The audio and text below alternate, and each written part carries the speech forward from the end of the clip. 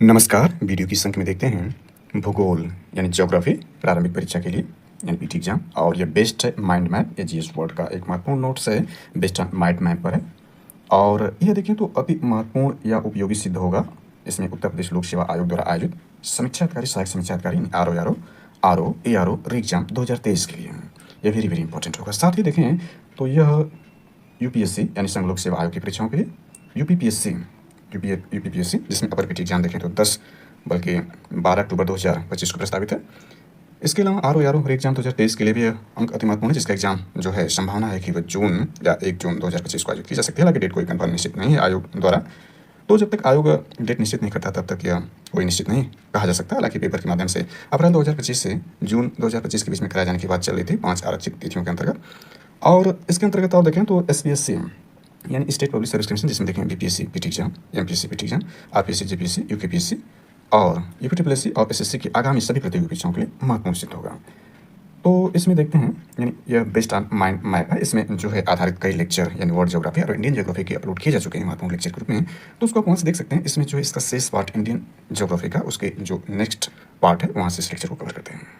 तो पूर्व के लेक्चर में जो हमने देखा था उसको आप देख सकते हैं। इसमें भारत का भूगोल यानी इंडियन ज्योग्राफी को हमने देखा। इसके अंतर्गत सामान्य परिचय के अंतर्गत ये सारी जानकारी हमने पूर्व के लेक्चर में ली है, आप वहाँ से इसको देख सकते हैं। इसके बाद भारत की भौगोलिक विशेषताओं को भी हमने लेक्चर ग्रुप में, इसको महत्वपूर्ण लेक्चर ग्रुप में कवर किया है। सारी जानकारी दी जा चुकी है, वहाँ से आप इसको देख सकते हैं। इसके बाद ये सारी जानकारी जो है पूर्व के लेक्चर में दी जा चुकी है, वेरी वेरी इंपॉर्टेंट इस सब लेक्चर के अंतर्गत है, जिसमें आप देख सकते हैं कार्डियम की पहाड़ियों के दक्षिण से नारंगोल की पहाड़ियों का इसमें क्रम है, जो एग्जाम में से पूछ देता है कि पूर्व से पश्चिम भारत की पहाड़ियों का क्या क्रम है। पश्चिमी घाट के प्रमुख दर्रे उत्तर से दक्षिण तक इसमें दिया गया। भारत के कई बार पूछा है भारत के सबसे बड़ा ग्लेशियर कौन है, तो ध्यान देना है कहाँ अवस्थित है, इसकी लंबाई क्या है, और पश्चिमी घाट के प्रमुख दर्रे पूर्वी घाट के प्रमुख पहाड़ियों का उत्तर से दक्षिण क्रम क्या है। ये सारी जानकारी अक्सर एग्जाम में, ये यूपीपीएससी का बहुत ही फेवरेट क्वेश्चन रहा है, इसको आप देख सकते हैं। पूर्व के लेक्चर में सारी जानकारी विस्तार से दी गई है।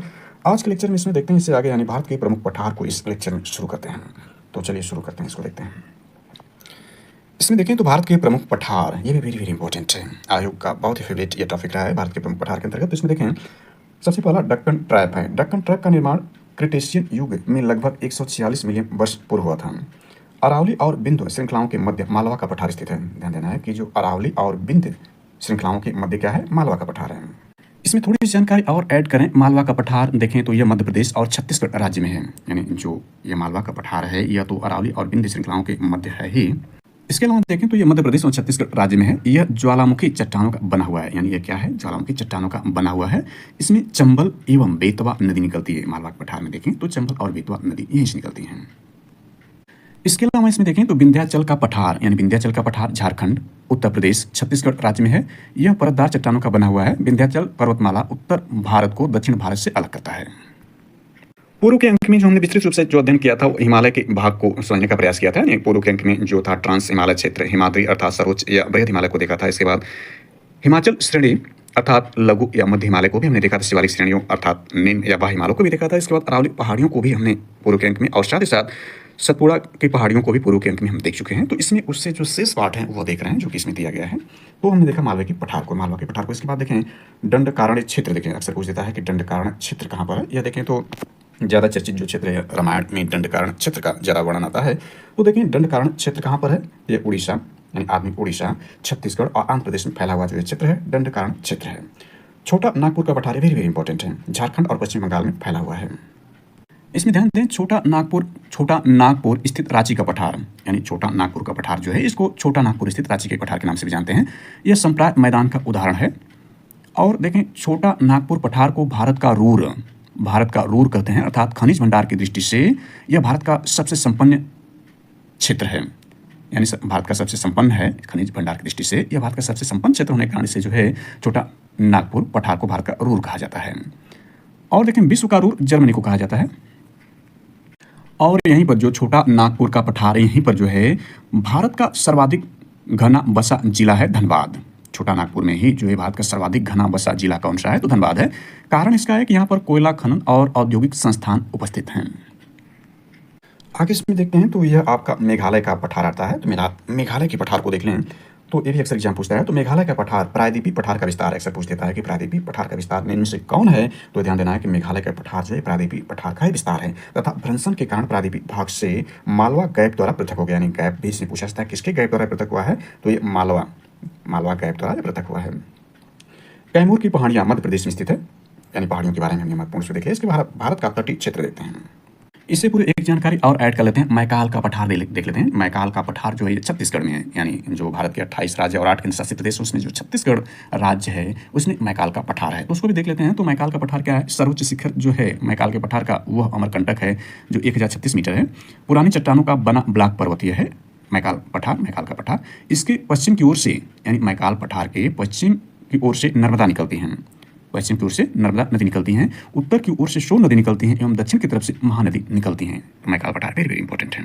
कहने का आशय हुआ कि जो मैकाल का पठार है, यह डायरेक्शन के हिसाब से हम देखें तो पहले तो ये ध्यान दें कि छत्तीसगढ़ राज्य में स्थित है मैकाल का पठार, और मैकाल के पठार पश्चिम की ओर से नर्मदा नदी निकलेंगे, यानी इसके पश्चिमी भाग से, यानी इस भाग से नर्मदा नदी निकलती हैं और अरब सागर में जाकर यह गिर जाती हैं, यानी यह पूर्व से पश्चिम तक प्रवाहित नदियों में शामिल है नर्मदा नदी जी, यानी पूर्व से पश्चिम प्रवाहित वाली नदियों में सबसे बड़ी नदी है नर्मदा जी। इसके बाद देखें तो आपका जो है उत्तर की ओर सोन नदी, यानी जो सोन नदी है ये उत्तर की तरफ से निकलती हैं और यह देखें तो पटना के पास जाकर के गंगा जी में मिल जाती है, यानी सहायक नदी जो है गंगा जी की सोन नदी बनती हैं। इसके बाद इसमें देखें तो आपका जो है दक्षिण की तरफ से महानदी, यानी इसके दक्षिणी भाग जो है वो महानदी निकलती हैं जो उड़ीसा को होते हुए पुनः बंगाल खाड़ी में जाकर महानदी गिर जाती हैं, गिरती हैं। तो इस प्रकार से देखें ये वेरी वेरी इंपॉर्टेंट है मैकाल का पठार जो छत्तीसगढ़ में है। इसकी सर्वोच्च चोटी को हमने देख लिया, अमरकंटक है जो 136 मीटर है, यानी अमरकंटक से ही ये सारी नदियाँ निकलती हैं। अक्सर अमरकंटक के बारे में पूछा जाता है, लेकिन इसमें मैकाल के पठार के रूप में हमने विस्तृत चर्चा किया।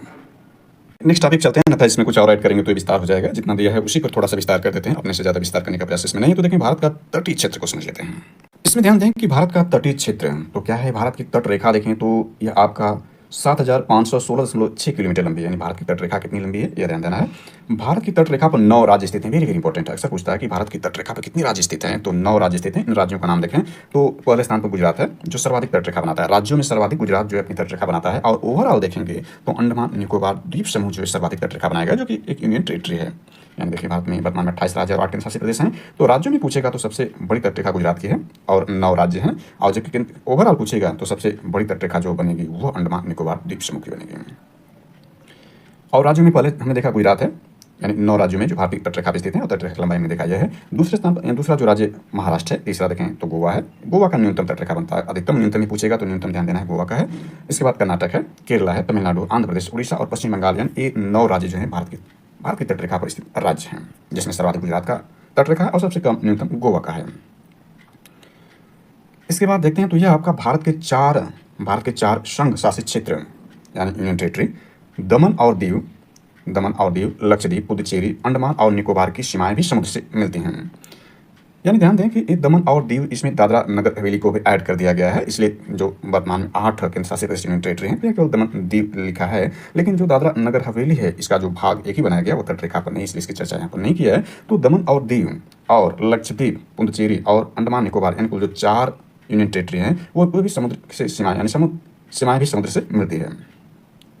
कहने का अर्थ ये हुआ कि यदि पूछता है overall state and union territory दोनों को मिलाकर पूछेगा कि भारतीय तट रेखा पर जो राज्य कितने हैं, तो आप 9 बल्कि 9 + 4 कुल 13 हो जाएंगे। यूनियन टेरिटरी से पूछेगा जो समुद्र से मिलती हैं सीमाएं, तो 9 × 13 हो जाएगी। इसमें 9 राज्य हैं और 4 केंद्र शासित प्रदेश हैं। ओवरऑल सबसे लंबी तट रेखा पूछेगा तो अंडमान और निकोबार द्वीप समूह की बनेगी, और राज्य में पूछेगा तो सर्वाधिक तट रेखा जो आपकी है वो गुजरात की है। इसमें गुजरात की तट रेखा की लंबाई देखें तो आपका जो गुजरात की तट रेखा की लंबाई जो है 1600 किलोमीटर है, जो सर्वाधिक है ये 1600 किलोमीटर लंबी है राज्यों में। जबकि अंडमान निकोबार द्वीप समूह की देखें जो तट रेखा की लंबाई है वो आपकी 1962 किलोमीटर लंबी है, अर्थात यह जो है 162 किलोमीटर जो गुजरात की तट रेखा से 162 किलोमीटर लंबी है अंडमान निकोबार की तट रेखा। और इसमें ध्यान दें कि अभी हमने देखा कि जो यह है भारत की तट रेखा की लंबाई कितनी, हमने देखा 16.6 किलोमीटर है, यानी कोस्टल पॉर्ट इसका इतना किलोमीटर है। इसके बाद टोटल लैंड बाउंड्री देखें, यानी जो है कुल लैंड बाउंड्री भारत का देखें तो ये इसका दुगना, लगभग दुगना होगा, यानी 15,200 किलोमीटर जो है भारत की टोटल लैंड बाउंड्री है तट रेखा की, लगभग दुगनी कर सकते हैं, पूर्णतः दुगनी नहीं लेकिन लगभग दुगनी है कोस्टल पॉर्ट का। दूसरे शब्दों में ऐसे भी कर सकते हैं कि जो यह भारत की तट रेखा की लंबाई है वो टोटल लैंड बाउंड्री की आधी है। चलिए नेक्स्ट देखते हैं इसमें। तो ये ध्यान दें, इतना हमने देखा, तो इसके बाद आगे इसमें देखते हैं जो महत्वपूर्ण रूप से था उसको हमने कवर किया। इसके बाद इसमें ये देखें तो आपका जो है भारत का औसत समुद्र तल, अक्सर पूछा जाता है कि भारत का औसत समुद्र तल कहाँ से मापा जाता है, तो भारत का औसत समुद्र तल चेन्नई के तट से मापा जाता है। वेरी वेरी इंपॉर्टेंट है, अक्सर ये भी एग्जाम पूछा गया है, कई बार पूछा भी है कि भारत का औसत समुद्र तल कहाँ से मापा जाता है, तो चेन्नई के तट से मापा जाता है। इसके बाद देखें तो प्राचीन भारतीय ऐतिहासिक भूगोल में हिंद महासागर के लिए रत्नाकर का नाम प्रयोग किया गया है। यानी ये समुद्र की पर्यायवाची में शामिल है, जो कि प्राचीन भारतीय ऐतिहासिक भूगोल में हिंद महासागर के लिए रत्नाकर शब्द प्रयोग किया गया। हालांकि पर्यायवाची कई विकल्प देकर पूछ सकता है कि प्राचीन भारतीय इतिहास में भूगोल में हिंद महासागर के लिए क्या नाम दिया गया है, तो कई विकल्प दिया जा सकता है। तो यह रत्नाकर है, जो कि महासागर की पर्यायवाची के अंतर्गत आता है, यानी रत्नों की खान, रत्नों का घर जो है वो है हिंद, यानी महासागर की पर्यायवाची। लेकिन हिंद महासागर के लिए देखें, जो अपना यानी भारत एकमात्र ऐसा देश है जिसके नाम पर महासागर का नाम रखा गया है। ये हिंद महासागर है, हिंद मीन्स इंडियन, यानी इंडियन ओशन इसको कहा जाता है। और प्राचीन भारतीय इतिहास में इसको रत्नाकर के नाम से प्रयोग किया गया है। तो ध्यान देना है, क्योंकि समुद्र की परिभाषा विभिन्न है, लेकिन रत्नाकर नाम से ही प्राचीन भारतीय इतिहास में इसका संबोधन किया गया, इसलिए वेरी इंपॉर्टेंट है। यानी यहाँ देख सकते हैं भारत का जो मैप है, यानी अपना देश एक खूबसूरत जो भारत की भूमि है, यानी इसका मैप यहाँ देखा जा सकता है। यहाँ पर देखें तो आगे इसके बाद इसके मैप में चर्चा करते हैं। तटों का सर्वाधिक अपवर्तन समुद्री लहरों से होता है। तटों का सर्वाधिक अपवर्तन किससे होता है? समुद्री लहरों से होता है। किसी भी देश का अनन्य आर्थिक क्षेत्र यानी EEZ आधार रेखा से 200 समुद्री मील तक होती है। वेरी इंपॉर्टेंट है। पहले लेक्चर में हमने इससे चर्चा किया था। तो यह देखें, किसी भी देश का अनन्य आर्थिक क्षेत्र जो यानी EEZ जो होता है, यानी EEZ आधार रेखा से 200 समुद्री मील तक होता है। थोड़ा और इसको विस्तार कर लें, यानी EEZ का मतलब होता है exclusive economic zone. Exclusive economic zone देश का अनन्य आर्थिक क्षेत्र होता है, यह 200 समुद्री मील तक होता है। इसमें क्या करते हैं देश? तो ध्यान दें, वह देश जो होता है, संबंधित देश जो होगा, वैज्ञानिक अनुसंधान व नए द्वीपों का निर्माण तथा प्राकृतिक संसाधनों के विदोहन की छूट मिलती है उस देश को, यानी 200 समुद्री मील तक। जैसे देखें भारत का तट रेखा जिस पर 9 राज्य स्थित हैं, तो इसके तट से किसी देश का अनन्य आर्थिक क्षेत्र आधार रेखा से, यानी इसके तट से जो होगा 200 मील तक जो होगा इसका EEZ, 200 समुद्री मील तक EEZ का क्षेत्र है भारत का। और भारत यहाँ पर जो है वह वैज्ञानिक अनुसंधान कर सकता है 200 मील के अंतर्गत, नए द्वीपों का निर्माण कर सकता है, साथ ही प्राकृतिक संसाधनों का विदोहन कर सकता है। भारत को छूट है 200 समुद्री मील तक।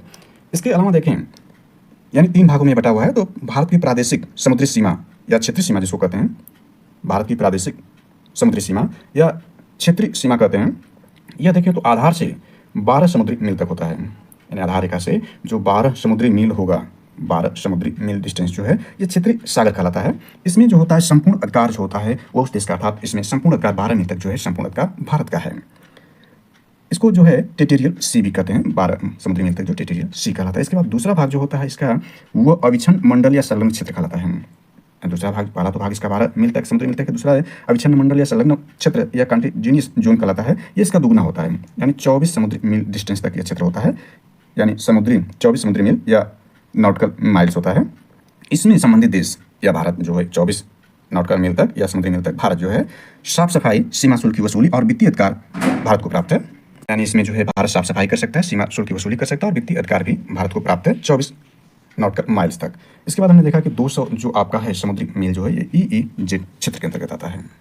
अब इसके तटीय भागों का जो नाम है मैप के माध्यम से समझ लेते हैं। तो हमने देखा कि भारत का एक खूबसूरत जो मैप यहाँ दिया गया है, इसमें देखते हैं तो आपका एक जो मालाबार तट है, इसको देखें तो यह कहाँ से कहाँ तक है? तो यह कर्नाटक के मंगलुरु से, यानी जो कर्नाटक ये देखें केरला है, एक कर्नाटक है, और यहाँ पर एक गोवा है जो सबसे कम तट रेखा, और एक गुजरात है, गुजरात की सर्वाधिक तट रेखा है। इसके बाद अंडमान निकोबार द्वीप समूह यहाँ देख सकते हैं, इसकी तट रेखा जो सर्वाधिक है।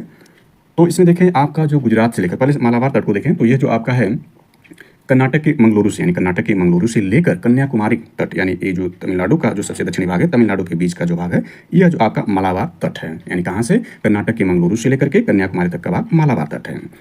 इसके बाद 2 भाग में और बटा हुआ है, यानी इसमें देखें गुजरात से लेकर गोवा तक, गुजरात से लेकर के गुजरात है, गुजरात से लेकर गोवा, यहाँ गोवा तक का जो भाग है वह देखें तो कोंकण तट है। यानी गुजरात से लेकर के गोवा तक का भाग जो है वह कोंकण तट है, यानी कोंकण तट के नाम से जाना जाता है। और गोवा, यहाँ देखें गोवा से लेकर यहाँ तक हमने देखा कर्नाटक का जो मंगलुरु है, यहाँ तक देखें जो आपका है, यानी गोवा से लेकर कर्नाटक के मंगलुरु तट का भाग जो आपका वो केंद्रा तट है। हालांकि इसमें दिया नहीं केंद्रा तट, वो छोटा सा तट है, यानी गोवा से लेकर कर्नाटक के मंगलुरु तक जो है वह केंद्रा तट है। तो यह पश्चिमी घाट जो है, पश्चिमी घाट के रूप में यह जाना जाता है।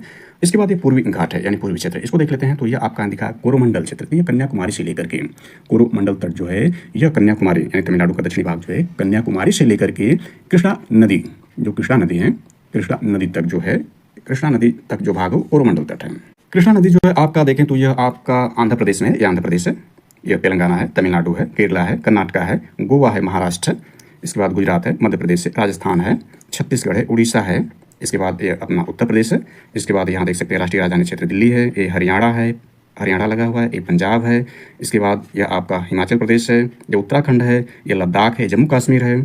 इसके बाद यह देखें तो आपका नेपाल है, यानी जो नेपाल है भारत का निकटतम पड़ोसी देश है, नेपाल है। इसके बाद ये देखें बिहार है, या आपका जो है झारखंड है, वेस्ट बंगाल है। इसके बाद देखें तो ये सिक्किम है, सिक्किम ये वाला भाग सिक्किम छोटा सा। इसके बाद ये भूटान है, ये अरुणाचल प्रदेश है, ये असम है, ये आपका मेघालय है, नागालैंड है, मणिपुर है, मिजोरम है, त्रिपुरा है। तो ये भारत के जो 28 राज्य हैं, इसमें 28 राज्य और केंद्रशासित प्रदेश हैं। केंद्रशासित प्रदेश में देखें तो ये आपका लक्षद्वीप है और ये अंडमान निकोबार द्वीप समूह है। तो हमने 4 जो है वो देखा था, 4 जो इसमें आपके हैं यानी केंद्र शासित क्षेत्र इसमें दमन और दीव, लक्षद्वीप, पुडुचेरी और अंडमान निकोबार द्वीप समूह, ये समुद्री सीमाएं बनाते हैं। तो यहाँ पर आपका पुडुचेरी दोनों भाग पर, पूर्वी और पश्चिमी दोनों तटों के भाग पर है, और अंडमान निकोबार को देख लें, लक्षद्वीप यहाँ पर, और दमन दीव देखें तो गुजरात का भाग है। तो ये आपका जो रहा, तो इसमें यानी दमन दीव एक जो है वो भाग नहीं बल्कि कह सकते हैं केंद्र शासित प्रदेश है जो गुजरात से लगा हुआ है। तो ये रहे आपके यानी कोरोमंडल तट को हमने क्या देखा, ये कन्याकुमारी से लेकर के कृष्णा नदी तक का जो भाग है वह कोरोमंडल तट है। इसके बाद देखें जो आपका, इसके बाद गोलकुंडा भाग आता है। गोलकुंडा भाग जो होता है ये कृष्णा नदी से लेकर गोदावरी नदी की जो बीच का भाग है गोलकुंडा भाग आता है, इसे कांकी नाडा भी कहा जा रहा है। और इसके बाद देखें गोदावरी नदी से लेकर के जो आपका यानी ये पश्चिम बंगाल तक का जो भाग है ये उत्कल तट है, इसको उत्तरी सरकार तट के नाम से भी जानते हैं। तो ये तटों का नाम वेरी वेरी इंपॉर्टेंट रहा। इसके बाद आगे देखें तो आपका ये हमने देख लिया, यानी इसमें जो किसी देश का अनन्य आर्थिक क्षेत्र और सारी जानकारी हमने 3 भागों के रूप में इसको समझ लिया। इसके बाद आगे इसमें देखते हैं, थोड़ा विस्तार हमने कर दिया इस मैप को लेकर। तो देखिए पुलिकेट झील में श्रीहरिकोटा स्थित है, यानी ध्यान दें कि श्रीहरिकोटा जो आंध्र प्रदेश में है, और यह पुलिकेट झील जो आपका है यह आंध्र प्रदेश और तमिलनाडु की सीमा पर है। यानी ये देख सकते हैं आंध्र प्रदेश है, तमिलनाडु की जो सीमा है, यानी यह पूर्वी तट पर है। यानी पुलिकेट झील जो है पुलिकेट झील में श्रीहरिकोटा स्थित है। और यहाँ पर देखें तो यह नेल्लौर के निकट श्रीहरिकोटा, और जो पुलिकेट झील है प्रवाल निर्मित द्वीप है। पुलिकेट झील इसी द्वीप द्वारा समुद्र से विलग है, और पुलिकेट झील जो एक लैंगून है। और ध्यान दें कि जो श्रीहरिकोटा है यहाँ पर जो है यह इसरो का प्रमुख प्रक्षेपण केंद्र है। यानी श्रीहरिकोटा जो है इसरो का जो भारतीय अंतरिक्ष एजेंसी है, यानी ISRO ISRO Indian space research organisation जो इसरो है, इसकी जो है प्रमुख प्रक्षेपण केंद्र यहीं श्रीहरिकोटा में है। और यहाँ पर SAR केंद्र है जो कि आंध्र प्रदेश के पूर्वी तट पर स्थित है। इस केंद्र में भारतीय प्रक्षेपण यान के ठोस ईंधन रॉकेट के विभिन्न चरणों का पृथ्वी पर प्रक्षेपण तथा प्रणोदक का प्रसंस्करण भी किया जाता है श्रीहरिकोटा से। इसके बाद आगे इसमें देखते हैं तो यह व्हीलर यानी जो आपका व्हीलर द्वीप समूह को डॉक्टर अबुल कलाम आज़ाद द्वीप के नाम से जाना जाता है। यानी यह जो व्हीलर द्वीप है इसका वर्तमान नाम देखें तो भारत के जो पूर्व राष्ट्रपति मिसाइल मैन जिनको कहा जाता है, यानी बहुत ही लोकप्रिय राष्ट्रपति रहे डॉक्टर अबुल कलाम आज़ाद जी, और मिसाइल मैन के नाम से भी जाना जाते हैं। तो इन्हीं के नाम पर जो व्हीलर द्वीप जो कि उड़ीसा में था, ये उड़ीसा देख सकते हैं, उड़ीसा में था ये व्हीलर द्वीप, इसका नाम वर्तमान नाम जो है डॉक्टर अबुल कलाम आज़ाद द्वीप कर दिया गया है। यानी ये जो व्हीलर द्वीप है उड़ीसा में हमने देखा, पहले इसका चांदीपुर जो प्रक्षेपण केंद्र था उसी का नाम जो डॉक्टर अबुल कलाम आज़ाद द्वीप रख दिया गया है। ऐसे जो है प्रक्षेपण यान जो DRDO या इसरो के जो प्रक्षेपण होते हैं, DRDO के ज़्यादा प्रक्षेपण होते हैं, वहीं से प्रक्षेपित किए जाते हैं, जो कि उड़ीसा पर है। यानी ये देख सकते हैं ये उड़ीसा राज्य है, सॉरी ये उड़ीसा नहीं बल्कि ये आपका जो है वेस्ट बंगाल है, ये आपका उड़ीसा है। उत्कल वाला भाग जो आपका उड़ीसा है, ये आपका बांग्लादेश है, ये बांग्लादेश है, और ये पाकिस्तान है। यानी इसमें देख सकते हैं, ये देखें तो ये आपका जो है पाकिस्तान है, और यह अफगानिस्तान है। इसके बाद यहाँ देखें तो चाइना है, ये तिब्बत वाला भाग है। इसके बाद देखें तो ये बांग्लादेश है, ये म्यांमार है, और ये श्रीलंका रहा, और इसके बाद मालदीव जो है वह इसके नीचे है। ये सारे भारत के जो पड़ोसी देश रहे इसमें ध्यान दें कि भारत के साथ जो 7 देश जो भारत के साथ स्थलीय सीमा से जुड़े हैं, यानी जो 7 देश हैं, जिसमें देखें पाकिस्तान 1 है, अफगानिस्तान 2 है, और चीन 3 है, म्यांमार 4 है, बांग्लादेश 5 है, और ये भूटान 6 है, और आपका जो नेपाल है 7 देश जो है भारत के साथ स्थलीय सीमा से जुड़े हुए हैं। 2 देश जिसमें देखें तो श्रीलंका और मालदीव जो है वह आपका जो है समुद्री सीमा जल सीमा से जुड़े हुए हैं भारत के साथ। श्रीलंका के अलावा सबसे निकटतम जो समुद्री पड़ोसी देश देखें तो आपका जो है वह इंडोनेशिया जो अंडमान निकोबार द्वीप समूह जो भारत का राज्य है वहाँ सबसे निकट है। दूसरा सबसे निकटतम देश वो इंडोनेशिया है समुद्री सीमा के आधार पर। चलिए अब द्वीप समूह को समझ लेते हैं, यानी आइसलैंड या आइसलैंड जो होता है उसको देखें। द्वीप समूह क्या आपका है इसमें देखें तो भारत में 2 द्वीप समूह स्थित हैं, यानी भारत में 2 द्वीप समूह स्थित हैं, एक लक्षद्वीप और दूसरा अंडमान और निकोबार द्वीप समूह है। अंडमान और निकोबार द्वीप समूह को 10 डिग्री चैनल द्वारा अलग किया जाता है। अंडमान और निकोबार द्वीप समूहों को 10 डिग्री चैनल द्वारा अलग किया जाता है। का ऐसा ये हुआ कि जो अंडमान है, अंडमान और निकोबार 2 द्वीप समूह हैं, तो अंडमान और निकोबार के मध्य जो है ये 10 डिग्री चैनल पाया जाता है, इसके बीच स्थित है। आगे इसमें देखते हैं तो अंडमान द्वीप समूह पर सर्वोच्च शिखर यानी सर्वोच्च चोटी जो है वो सैंडल पीक है, ये सैंडल पीक है, और इसकी देखें जो ऊंचाई है 730 मीटर है, 7 से 30 मीटर ये सैंडल पीक है। अंडमान द्वीप समूह, अंडमान द्वीप समूह का मतलब इसमें अंडमान और निकोबार दोनों द्वीप समूह शामिल हैं। तो सर्वोच्च शिखर इसका सैंडल पीक है जिसकी ऊंचाई हमने देखा 730 मीटर है। बैरन द्वीप अंडमान सागर में यानी बैरन द्वीप अंडमान सागर में पोर्ट ब्लेयर, जिसका नाम 2024 में श्री विजयपुरम कर दिया गया, यानी अंडमान निकोबार द्वीप समूह की जो राजधानी पोर्ट ब्लेयर थी उसका नया नाम श्री विजयपुरम कर दिया गया। 2024 में भारत के गृह मंत्री अमित शाह द्वारा इसका जो है नामकरण किया गया था। तो ये करंट अफेयर्स के लिए महत्वपूर्ण होगा। तो देखें, बैरन द्वीप अंडमान सागर में पोर्ट ब्लेयर से 135 किलोमीटर दूर उत्तर पूर्व में अवस्थित है। यह दक्षिण एशिया का एकमात्र सक्रिय ज्वालामुखी है। ध्यान देना, दक्षिण एशियाई जो भारतीय उपमहाद्वीप है इसमें दक्षिण एशिया का एकमात्र सक्रिय ज्वालामुखी है बैरन द्वीप। इसके बाद देखें तो अंडमान द्वीपों की उत्पत्ति तृतीय पर्वत श्रेणी अराकानयोमा के विस्तार से हुई है। यानी ध्यान दें कि अंडमान द्वीपों की उत्पत्ति है वह तृतीय पर्वत श्रेणी अराकानयोमा के विस्तार से हुई है। इसके बाद देखें लक्षद्वीप का निर्माण। सबसे पहले इसको समझ लेते हैं, यानी 2 द्वीप हमने समझा, तो इसके बाद थोड़ा सा और ऐड कर लेते हैं कुछ और जानकारी, इतना तो इसमें दिया ही है। तो अंडमान निकोबार, हालांकि पूरे लेक्चर में हम इसमें चर्चा कर चुके थे। अंडमान निकोबार के बारे में थोड़ा सा और जानकारी देखें तो यह है एरिया में सबसे बड़ा यूनियन टेरिटरी है। यानी हमने देखा कि 28 राज्य और 8 केंद्रशासित प्रदेश हैं, तो उसमें जो 8 केंद्रशासित प्रदेशों में सबसे बड़ी तटरेखा तो यही है, अंडमान निकोबार द्वीप समूह की तटरेखा, और एरिया में सबसे बड़ा यूनियन टेरिटरी है। जबकि 28 राज्यों में देखें जो सबसे बड़ा क्षेत्रफल में सबसे बड़ा राज्य है वो पहले स्थान पर राजस्थान है। हम इस मैप में चल सकते हैं। यानी देखें जो सबसे बड़ा राज्य क्षेत्रफल में देखें, भारत के राज्यों में सबसे बड़ा क्षेत्रफल देखें तो राजस्थान पहले स्थान पर है। दूसरे स्थान पर मध्य प्रदेश है, तीसरे स्थान पर महाराष्ट्र, चौथे स्थान पर उत्तर प्रदेश है क्षेत्रफल के हिसाब से। और यूनियन टेरिटरी में जो 8 यूनियन टेरिटरी हैं उसमें सबसे बड़ा देखें तो आपका ये अंडमान निकोबार द्वीप समूह जो सबसे बड़ा है क्षेत्रफल में। और जब उनकी जनसंख्या दृष्टि देखें तो उत्तर प्रदेश जो है, यानी उत्तर प्रदेश जो जनसंख्या में सबसे बड़ा देश है, 28 राज्य 8 केंद्रशासित प्रदेशों में। उत्तर प्रदेश की स्थिति देखें तो ये आपका है, यह उत्तर भारत का एक सीमांत राज्य है, और इसको जो 8 भारत के 8 अन्य राज्य और 1 यूनियन टेरिटरी, यानी यह राष्ट्रीय राजधानी क्षेत्र दिल्ली और एक देश नेपाल स्पर्श करता है उत्तर प्रदेश को। हालांकि ये यूपी सेशन में विस्तार से चर्चा किया जा चुका है, वहाँ से आप इसको देख सकते हैं। और हमने देखा कि यह भारत का चौथा सबसे बड़ा राज्य है, और क्षेत्रफल में चौथा सबसे बड़ा राज्य है, और पॉपुलेशन में सबसे बड़ा राज्य है अपने देश भारत का। और भारत खुद देखें तो विश्व में लगभग जो 193 से ज़्यादा जो देश हैं यूएनओ में पंजीकृत हैं या ऑफिशियल रूप से पंजीकृत हैं, 193 देशों में सबसे बड़ा देश जो है जनसंख्या की दृष्टि से देखें तो भारत सबसे बड़ा पॉपुलेशन के रूप से पहले स्थान पर है। यह देखें अक्टूबर 2023 से ही यूएनओ की जो सांस्कृतिक डाटा थी उसमें यह दिया गया था कि भारत की जो आबादी 140 करोड़ से ज़्यादा हो चुकी है। हालांकि 140 करोड़ से ज़्यादा चाइना की भी आबादी है, लेकिन लाखों में जो है यह भारत की आबादी चाइना से ज़्यादा हो चुकी है। और क्षेत्रफल के हिसाब से भारत देखें तो विश्व का 7वां सबसे बड़ा देश है, और विश्व का सबसे बड़ा जो देश है वह कनाडा है पहले स्थान पर, और विश्व का सबसे बड़ा देश जो है वो रसिया है, दूसरे स्थान पर कनाडा है। पूर्व के अंक में इससे चर्चा कर चुके हैं कि विश्व के सबसे बड़े देश जो आपका देखें तो पहले स्थान पर रसिया, दूसरे स्थान पर कनाडा, तीसरे स्थान पर चाइना, चौथे स्थान पर यूएसए, 5वें स्थान पर ब्राजील, और 6ठे स्थान पर ऑस्ट्रेलिया, 7वें स्थान पर अपना देश भारत है, और 8वें स्थान पर अर्जेंटीना है। पूर्व में इससे चर्चा कर चुके हैं, वहाँ से आप देख सकते हैं। तो अंडमान निकोबार द्वीप समूह के बारे में हम चर्चा कर रहे थे। तो एरिया में सबसे बड़ा यूनियन टेरिटरी है, करीब 247, यानी इसमें 247 छोटे छोटे द्वीप हैं। निकोबार में 19 द्वीप हैं, यानी जो नीचे वाला हिस्सा निकोबार है उसमें 19 द्वीप हैं, ऊपर इसका जो है वह अंडमान है, 19 द्वीप हैं। वास्तव में समुद्र में डूबे हुए पर्वतों के शिखर है। लैंडफॉल द्वीप अंडमान निकोबार द्वीप समूह की सबसे उत्तरी द्वीप है। लैंडफॉल द्वीप जो है अंडमान निकोबार समूह का सबसे उत्तरी द्वीप है। कोको जलमार्ग इसे म्यांमार के कोको द्वीप से अलग करता है, यानी जो म्यांमार से जो यह अलग होता है अंडमान निकोबार तो कोको द्वीप से होता है, यानी कोको स्टेट है। कोको स्टेट चैनल है, कोको द्वीप म्यांमार से नॉर्थ अंडमान के बीच ये पाया जाता है। और ध्यान दें कि डंकन पास चैनल जो है दक्षिण अंडमान और लघु अंडमान के बीच जो है डंकन पास है। इसमें ध्यान दें कि जो भूमध्य रेखा है, पूर्व के लेक्चर में हम विस्तार से इस पर चर्चा कर चुके हैं कि भूमध्य रेखा जो है ये पृथ्वी का जो बीचों बीच वाला भाग है, यह भूमध्य रेखा है या 0 डिग्री सेल्सियस की रेखा है, विषुवत रेखा है। यहाँ से देखें जो भारत का निकटतम जो दूरी है भूमध्य रेखा से, वह निकोबार जो सबसे नजदीक है निकोबार है। भूमध्य रेखा से इसकी दूरी जो है 876 किलोमीटर उत्तर की तरफ है भारत, क्योंकि भारत उत्तरी गोलार्ध में स्थित है। ध्यान दें कि जो ग्रैंड चैनल है, यह सुमात्रा जो इंडोनेशिया की राजधानी सुमात्रा और निकोबार के मध्य जो है ग्रैंड चैनल है। और हमने ऊपर देख लिया था कि श्रीलंका के बाद समुद्र रूप में सबसे जो नियरेस्ट पड़ोसी देश है वह आपका जो है वो इंडोनेशिया है। इसके अलावा देखें तो माउंट हेरियट दक्षिण अंडमान में तथा माउंट लूथियल निकोबार द्वीप में स्थित है। सबसे बड़ा पोर्ट ब्लेयर जिसका नाम श्री विजयपुरम कर दिया गया है, यह दक्षिण अंडमान में स्थित है। यानी जो पोर्ट ब्लेयर है जिसका नाम वर्तमान में श्री विजयपुरम कर दिया गया है, जो कि अंडमान निकोबार द्वीप समूह की राजधानी है, वह दक्षिण अंडमान में स्थित है। चलिए आगे देखते हैं। आगे इसमें अंडमान को हमने समझ लिया, अब लक्षद्वीप के बारे में देख लेते हैं। दूसरे द्वीप, भारत का दूसरा द्वीप। लक्षद्वीप का निर्माण छोटे प्रवाल द्वीपों से हुआ है। इसको ध्यान देना है कि लक्षद्वीप का निर्माण छोटे प्रवाल द्वीपों से हुआ है।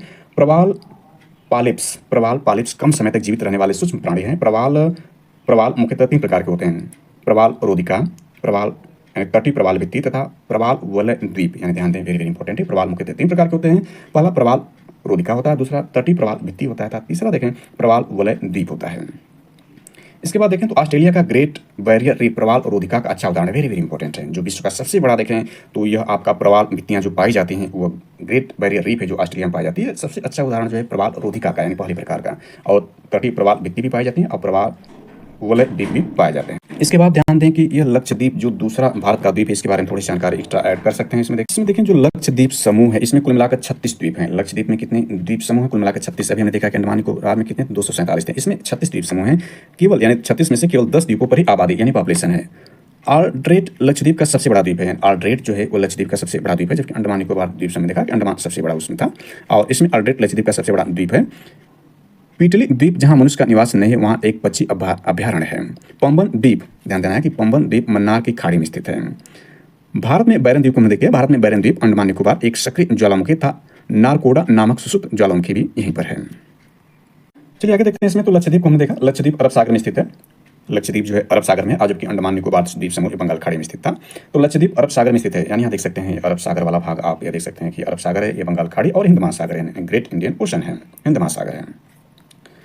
तो इसमें हमने देखा कि यह जो आपका है यानी लक्षद्वीप अरब सागर में स्थित है कि सबसे उत्तरी द्वीप समूह को अमीन द्वीपी, यानी लक्षद्वीप जो अरब सागर में स्थित है सबसे उत्तरी द्वीप समूह को अमीन द्वीपी तथा सबसे दक्षिणी द्वीप समूह को मिनिकॉय कहते हैं। यानी यह लक्षद्वीप के ही दो भाग हैं, सबसे उत्तरी और सबसे दक्षिणी। 10 डिग्री चैनल उत्तरी अंडमान और निकोबार को अलग करता है। 10 डिग्री चैनल जो है यह उत्तरी अंडमान को दक्षिण यानी 10 डिग्री चैनल उत्तरी अंडमान व निकोबार को अलग करता है। इसके बाद मिनिकॉय 9 डिग्री चैनल द्वारा शेष द्वीपों से अलग होता है। यानी ध्यान दें कि जो 9 डिग्री चैनल यह जो है लक्षद्वीप और मिनिकॉय के मध्य में कहने का सही होगा कि अभी हमने देखा कि लक्षद्वीप और मिनिकॉय के उत्तरी भाग कौन है, इसका उत्तरी भाग अमन द्वीपी है, दक्षिणी भाग आपका मिनिकॉय है। तो इसमें जो आपका 9 डिग्री चैनल ये लक्षद्वीप और मिनिकॉय के मध्य में है, और 8 डिग्री चैनल यह देखें जो 8 डिग्री चैनल जो नीचे यह है मालदीव और मिनिकॉय के मध्य में है। यानी मालदीव जो भारत का एक समुद्री पड़ोसी देश है, श्रीलंका भी है, तो ये 8 डिग्री चैनल जो है ये मालदीव मिनिकॉय के मध्य है। मिनिकॉय में देख लिया कि सबसे दक्षिणी भाग लक्षद्वीप का है। तो इसमें देखें 8 डिग्री चैनल मिनिकॉय और मालदीव के मध्य स्थित है। छोटे अंडमान द्वीप समूह पर ओंग जनजाति पाई जाती है, वेरी वेरी इंपॉर्टेंट है कि छोटे अंडमान द्वीप समूह पर ओंग जनजाति पाई जाती है। इसके बाद नारकोंडम सुसुप्त एवं बैरन द्वीप एक सक्रिय ज्वालामुखी, इसको हमने देख लिया था। अंडमान द्वीप समूह की सर्वोच्च चोटी सैंडल पीक है जो 730 मीटर इसकी ऊंचाई है, जो उत्तरी अंडमान में स्थित है। ये उत्तरी अंडमान में स्थित है। डंकन पास छोटा अंडमान और दक्षिण अंडमान के बीच स्थित है। यानी ये जो एक पास है वो डंकन पास दक्षिण अंडमान और लघु अंडमान के बीच डंकन पास है, और 10 डिग्री चैनल द्वारा अलग यह है। इसके बाद ये देख सकते हैं कि पिगमेलियन पॉइंट, जिसको इंदिरा पॉइंट के नाम से भी जानते हैं, ग्रेट निकोबार पर स्थित है, और यह भारत का सबसे दक्षिणी बिंदु है। पिगमेलियन पॉइंट, जिसको इंदिरा पॉइंट के नाम से जानते हैं। यानी भारत को इस प्रकार से देखें तो भारत का जो आपका है उत्तरी भाग, भारत का जो सबसे उत्तरी भाग है जो उत्तर की तरफ है वह आपका इंदिरा कोल है, और दक्षिणी भाग ये इंदिरा पॉइंट है जो कि हमने देखा कि ग्रेट निकोबार पर स्थित है। इसके बाद सबसे पूर्वी भाग देखें, सबसे पूर्वी भाग जो आपका है वह लामू है, वह लामू जो कि यह अरुणाचल प्रदेश में है। और सबसे पश्चिमी भाग देखें, सबसे पूर्वी भाग में देखा सबसे पूर्वी भाग वाला मुझे अरुणाचल प्रदेश में है, और सबसे पश्चिमी भाग देखें संस्कृत है जो गुजरात में है। यानी ये पिगमेलियन पॉइंट जो पूर्व का नाम था, इसका वर्तमान नाम इंदिरा पॉइंट कर दिया गया है। चलिए आगे देख लेते हैं। इसमें देखें तो आपका यह है कि भारत में पाई जाने वाली प्रमुख मिट्टियाँ, ये भी वेरी वेरी इंपॉर्टेंट हैं। इसके अंतर्गत देखें तो भारत में पाई जाने वाली प्रमुख मिट्टियों को क्रम में देखें तो सबसे पहला इसमें काली मिट्टी है। देश के 16.6% भूभाग पर पाई जाती है। यानी जो काली मिट्टी है यह देश के 16.6 भूभाग पर पाई जाती है।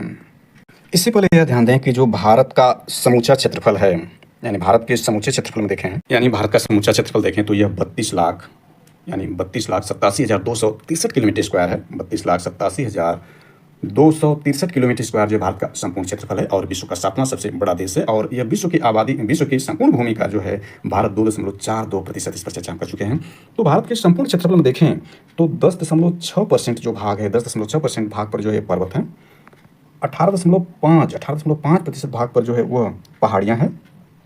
27.7% भाग पर पठार हैं, और सर्वाधिक 43% भाग पर जो वह मैदान के रूप में है, यानी समतल मैदान है या मैदान के रूप में है। तो उसमें हम मिट्टियों की चर्चा कर रहे हैं। तो देश के 16.6% भूभाग पर पाई जाती है कौन सी? काली मिट्टी पाई जाती है। इसके बारे में देखें, जैसे रेगुड़ मिट्टी, ध्यान देना है कि काली मिट्टी को रेगुड़ मिट्टी के नाम से, तो रेगुड़ मिट्टी, कपास की मिट्टी, ट्रॉपिकल ब्लैक, और जैसे नामों से जाना जाता है, यानी रेगुलर मिट्टी पूछेगा तो ये काली मिट्टी है, कपास की मिट्टी भी यही है, ट्रॉपिकल ब्लैक मिट्टी भी काली मिट्टी के नाम से जाना जाता है। ये मिट्टियाँ महाराष्ट्र, मध्य प्रदेश, गुजरात, आंध्र प्रदेश तथा कर्नाटक में पाई जाती हैं। यानी मिट्टियाँ कहाँ पाई जा रही हैं? महाराष्ट्र में, मध्य प्रदेश में, गुजरात में, आंध्र प्रदेश में, कर्नाटक में पाई जा रही हैं। यानी इसको हम मैप में देख सकते हैं, मैप यहाँ आपका रहा, या आपका जो है महाराष्ट्र में पाई जा रही है, गुजरात में पाई जा रही है, आंध्र प्रदेश में पाई जा रही है, कर्नाटक में पाई जा रही है, मध्य प्रदेश में पाई जा रही है। ये काली मिट्टी है। कपास की खेती यहाँ पर सर्वाधिक होती है और इसको रेगुलर मिट्टी के नाम से भी जानते हैं। तो हमने ये देख लिया कि यह जो पाई जा रही मिट्टियाँ हैं ये आपका महाराष्ट्र में, मध्य प्रदेश में, गुजरात में, आंध्र प्रदेश तक, कर्नाटक में पाई जाती है। ये कपास की खेती के लिए अत्यधिक उपयोगी हैं। इसमें नाइट्रोजन, ध्यान देना, इसमें नाइट्रोजन यानी N, फास्फोरस यानी P तथा ह्यूमस की कमी पाई जाती है। ह्यूमस मीन्स ये जो आपके अवशेष हैं, जो जीव जंतुओं के अवशेष हैं, उसकी कमी पाई जाती है। इसके यानी इस मिट्टी में नाइट्रोजन की कमी, फास्फोरस में, तो ह्यूमस की कमी पाई जाती है। इस मिट्टी में तीव्र जल धारण की क्षमता होती है। ध्यान देना कि इस मिट्टी में तीव्र जल धारण की क्षमता होती है। इसमें नाइट्रोजन, फास्फोरस तथा ह्यूमस की कमी पाई जाती है। इसमें यूरिया, फास्फेट इत्यादि ह्यूमस को अलग से डालना आवश्यक है, यानी क्योंकि इसमें कमी है। और ये मिट्टी देखें तो कपास खेती के लिए अधिक उपयुक्त है। अगला देखते हैं तो लैटराइट मिट्टी, ये देखें तो 3.7% भाग पर पाई जा रही है। वेरी वेरी इंपॉर्टेंट है, क्योंकि अभी देखें तो 22 दिसंबर 2024 को जो यूपीपीएससी अपर पीटी एग्जाम कराया गया था उसमें मिट्टियों का क्रम पूछा था कि भारत में सर्वाधिक मिट्टी जो पाई जाती है, उसमें जो क्रम था दिया था विकल्प में, उसमें पहली या दूसरी तीसरी कौन पाई जा रही है। तो ये ध्यान देना एग्जाम में, आगे इसमें पूरी चर्चा कर लेंगे तो जानकारी स्पष्ट हो जाएगी। तो ये मिट्टियाँ देखें तो आर्द्र प्रदेशों की अपक्षालित मिट्टी है जो कम उपजाऊ होती है। ध्यान देना, कम उपजाऊ होती है, कम उपजाऊ होती है। इनका निर्माण उष्णकटिबंधीय भारी वर्षा के कारण तीव्र विलाचन क्रिया के परिणाम स्वरूप हुआ है। भारत में इसका सर्वाधिक विस्तार केरला और महाराष्ट्र में हुआ है। यानी लैटराइट मिट्टी देखें तो सर्वाधिक विस्तार कहाँ पर है आपका? केरला में, यानी एक तटीय भाग केरला और ये महाराष्ट्र है। यहाँ पर लैटराइट मिट्टी का विस्तार सर्वाधिक हुआ है और यह देखें तो आपका 3.7% भाग पर पाई जा रही है। इसके बाद तीसरा देखते हैं तो यह दोमट या कछारी या जलोढ़ मिट्टी, यानी दोमट मिट्टी इसको कहते हैं, कछारी मिट्टी या जलोढ़ मिट्टी भी इसका नाम जानते हैं, या इसको काप मिट्टी भी कहते हैं। ये काप मिट्टी के नाम से भी जानी जाती है। ये देखिए सर्वाधिक है, भारत में सर्वाधिक पाई जाने मिट्टियों में यह मृदाएं देश के 43%, हमने देखा जो मैदानी भाग था वो 45% था, तो उतने भाग तो यह भारत के हिस्से में फैली हुई दोमट मिट्टी अकेले है। यह मृदाएं देश के 43% हिस्से में फैली हुई है। इसका निर्माण हिमालय तथा प्रायद्वीपीय से प्राप्त मालवा तथा अपसारिक सागर द्वारा छोड़े गए गाठ से हुआ है। ध्यान देना है इसका निर्माण कहाँ है? निर्माण हिमालय तथा प्रायद्वीपीय से प्राप्त मालवा तथा अपसारी सागर द्वारा छोड़े गए गाठ से हुआ है। यानी देखें तो नदियों का मायका मध्य प्रदेश को कहा जाता है। बहुत नदियों वहाँ से उद्गम होता है मध्य प्रदेश में, लेकिन नदियों की जब चर्चा आएगी तो हम इसको देख लेंगे। तो इस देखें यह मिट्टी कृषि हेतु अत्यंत उपयोगी है। और इसके बाद देख लेते हैं आगे, वेरी वेरी इंपॉर्टेंट है जलोढ़ मिट्टी का विभाजन, यानी जलोढ़ मिट्टी कितने प्रकार की होती है? तो 2 प्रकार की ये मिट्टी है, बल्कि 3 प्रकार की है मिट्टी। तो इसमें देखें पहली जो आपका है नवीन जलोढ़, या इसको खादर कहते हैं। यानी खादर कौन सी मिट्टी होगी? नवीन जलोढ़ होगी। प्राचीन जलोढ़ इसको बांगर कहते हैं। और इसके बाद भावर है। तो इसमें देखें इसका विस्तार मुख्यतः उत्तर भारत की नदियों के बाढ़ के मैदानी क्षेत्रों को देखने को मिलता है। उत्तर भारत की नदियों में देखें तो भारत की सबसे बड़ी जो नदी है वो गंगा जी है, जो कि भारत में देखें 2525 यानी 2525 किलोमीटर लंबाई भारत में उनका है गंगा जी का, और भारत की सबसे लंबी नदी है। और उनकी बहुत सी सहायक नदियाँ हैं भारत में। जो सबसे बड़ी नदी तंत्र है वो गंगा जी हैं। तो इनके आसपास के जो क्षेत्र नदियों के बाढ़ से मैदानी क्षेत्रों में जो ये नवीन जलोढ़ या खादर मिट्टियाँ पाई जाती हैं। इसके बाद देखें प्राचीन जलोढ़ या बांगर इसको कहती है। यह मिट्टी खादर की तुलना में कम उपजाऊ होती है तब बाढ़ की पहुँच से दूर कुछ ऊंचाई पर होती है। इसके बाद देखें भाबर है। ये शिवालिक के गिरपदी क्षेत्र में स्थूल और गुटकायुक्त मिट्टी होती है। भाबर के दक्षिण दलदली और गाढ़ मिट्टी क्षेत्र तराई कहा जाता है। जैसे कि हमने देखा था कि जो शिवालिक श्रेणी है हिमालय पर्वत का जो सबसे नवीन भाग है, यानी बा हिमालय वह शिवालय है, यानी इस शिवालिक श्रेणियाँ कही जाती है। इसके अंतर्गत हमने देखा था कि जो आपके हैं, यानी ये हिमालय का नवीन भाग होता है। शिवालिक एवं लघु हिमालय के बीच कई घाटियाँ पाई जाती हैं, जैसे काठमांडू घाटी, पश्चिमी इन्हें दूनी हरिद्वार कहते हैं, जैसे देहरादून और हरिद्वार, यह जो है आपके तराई क्षेत्र के अंतर्गत आते हैं। तो यहाँ पर भावर जो ये मिट्टी है और यह आपका जो है वह इसको दोमट या कछारी या जलोढ़ मिट्टी के भाग के रूप में भावर है। इस प्रकार से हमने देख लिया कि जो मिट्टियों के वर्गीकरण में हमने देखा कि भारत में जो पाई जाने वाली मिट्टियों में काली मिट्टी को हमने देख लिया, इसके बाद लैटराइट मिट्टी को देख लिया, इसके बाद दोमट, कछारी या जलोढ़ मिट्टी को देख लिया। एक मिट्टी और पाई जाती है लाल मिट्टी, थोड़ा सा उसको यहाँ चर्चा कर लेते हैं, हालांकि इसमें दिया हुआ नहीं है। इन मिट्टियों को थोड़ा सा जो मिट्टियाँ दी गई इसके बारे में विस्तार थोड़ा कर लेते हैं, हालांकि इसमें जो दिया गया है वो विस्तार है ही, थोड़ा सा विस्तार और कर सकते हैं। इसमें देखें तो काली रेगड़ मिट्टी जो है, काली जो रेगड़ मिट्टी है देखें तो राजस्थान के झालावाड़, कोटा और टोंक जिलों में, उत्तर प्रदेश के हमीरपुर, बांदा और झांसी जिलों में भी काली मिट्टी पाई जाती है। इसके बाद देखें लावा की नमकीन मिट्टी दक्षिण की पठार की मिट्टियों के अंतर्गत आती है। जो काली मिट्टी देखें तो इसमें महाराष्ट्र, सौराष्ट्र, दक्कन का पठार, मध्य प्रदेश के पठारी भाग, इसमें मुख्यतः यानी जो काली मिट्टी है इसमें मुख्यतः देखें तो कैल्शियम कार्बोनेट, मैग्नीशियम कार्बोनेट, इसके बाद पोटास, चूना तथा लोहा, एल्युमिनियम पर्याप्त मात्रा में पाया जाता है। जबकि हमने देखा कि इसमें आपका नाइट्रोजन, फास्फोरस तथा ह्यूमस की कमी होती है, यानी इसमें फास्फोरस तथा जीवाश्म का अभाव होता है काली मिट्टी में। और यह कपास के उत्पादन के लिए महत्वपूर्ण है। क्यों कपास के उत्पादन के लिए प्रमुख है? क्योंकि अधिक दिनों तक नमी धारण करने की क्षमता जो होती है वो कपास में पाई जाती है। कपास के अलावा इसमें जो काली मिट्टी में देखें तो गेहूँ, गन्ना, ज्वार, तंबाकू, काजू, मूंगफली, रिंडी एंड बाजरा भी उपजाए जाते हैं। इसका जो निर्माण है वह प्राचीन काल में पैट्रिक लावा के सर्वत्र बिछ जाने से जो है काली मिट्टी का निर्माण हुआ है। इसके बाद जलोढ़ मिट्टियों को भी थोड़ा सा चर्चा कर लें तो इसमें देखें जो बांगर है, बांगर या प्राचीन जलोढ़ मृदा है, या इसको ओल्डर एलुआई यानी जो है ओल्डर यह है, इसके बाद नवीन यह है, न्यूअर है, और भांवर जो है यह न्यूएस्ट या नूतन जो है यह आपका जलोढ़ मिट्टी है। इस मिट्टी के बारे में थोड़ा विस्तार करना चाहें तो यह देखें कि यह मिट्टी उत्तर भारत में पश्चिम में पंजाब से लगाकर पूर्व में गंगा के मुहाने तथा ब्रह्मपुत्र की घाटी तक फैली है। सामान्यतः उत्तर भारत में सतलज, गंगा व ब्रह्मपुत्र के मैदान तथा दक्षिण प्रायद्वीप के दोनों ओर के तटवर्ती मैदानों, नदियों की घाटियों और महानदी गोदावरी, कृष्णा, कावेरी नदियों के डेल्टाओं में काप जलोढ़ मिट्टी मिलती है। इन मिट्टियों का क्षेत्रफल लगभग 40 लाख किलोमीटर स्क्वायर। यह मिट्टियाँ नदियों द्वारा लाकर बिछाई गई। यह मिट्टी हल्की भूरे रंग की होती है और इसमें वही विशेषताएं पाई जाती है जो रूस, उत्तरी अमेरिका, अफ्रीका और दक्षिण अमेरिका में स्टेपी प्रदेश की चरनोजम या काली मिट्टी में मिलती है। इस मिट्टी की गहराई यानी खुदाई पर 600 मीटर या अधिक पाई जाती है। इस मिट्टी में देखें तो आपका चूना और पोटास पर्याप्त मात्रा में पाया जाता है। अधिकांश स्थाई में यह पीली दोमट मिट्टी होती है, जबकि अन्य स्थानों में यह बलुई और चिकनी दोमट मिट्टी होती है। इस मिट्टी में नाइट्रोजन, फास्फोरस और वनस्पति के अंश ह्यूमस की कमी होती है। इसमें नोटेड पॉइंट यह है कि काली मिट्टी में कपास पैदा होने के कारण, यानी काली मिट्टी जो हमने देखा इसमें कपास पैदा होने के कारण, काली मिट्टी में जो है वह कपास पैदा होने के कारण इस क्षेत्र में कपास की ज़्यादा पैदावार होती है और सूती वस्त्र के कारखाने यानी सूती के कारखाने व सूती वस्त्र इसी क्षेत्र में ज़्यादा पाए जाते हैं काली मिट्टी के क्षेत्र में। इसमें हमने क्रम देखें, यदि सर्वाधिक मिट्टियों के क्रम में देखें तो सबसे पहले स्थान पर आपका दोमट या कछारी या जलोढ़ मिट्टी है जो 43% पर है। दूसरे स्थान पर लाल मिट्टी आती है, हालांकि इसमें नहीं दिया है, वो अनउपजाऊ मिट्टी के अंतर्गत आती है। ये प्रायद्वीपीय भारत के बहुत बड़े भूभाग पर जो लाल मिट्टी पाई जाती है, दूसरे स्थान पर लाल मिट्टी है। तीसरे स्थान पर आपकी जो है काली मिट्टी है जो कि देखें 16.6% भाग पर पाई जाती है। इसके बाद जो चौथे स्थान पर या सबसे कम मात्रा में लैटराइट मिट्टी पाई जाती है। लैटराइट मिट्टी जो यह है 3.7% भाग पर लैटराइट मिट्टी पाई जाती है। यह जो है देखें तो ज़्यादातर आपका जो है इसका देखें केरल और महाराष्ट्र में विस्तार हुआ है, इसको हमने देखा है। इसके अलावा भारत में बलुई मिट्टी और पर्वतीय मिट्टियाँ भी पाई जाती हैं। हालांकि एग्जाम दृष्टिकोण से जो दिया हुआ उसी पर चर्चा इसमें किया गया है। लेक्चर के नेक्स्ट अंक में हम भारत की महत्वपूर्ण नदियों के बारे में देखेंगे, यानी ये सब नदियाँ जो होंगी इस पर चर्चा जो होगा नेक्स्ट लेक्चर में किया जाएगा। तो ये सब जानकारी जो है नेक्स्ट लेक्चर में दी जाएगी। तो थैंक्स फॉर वॉचिंग दिस।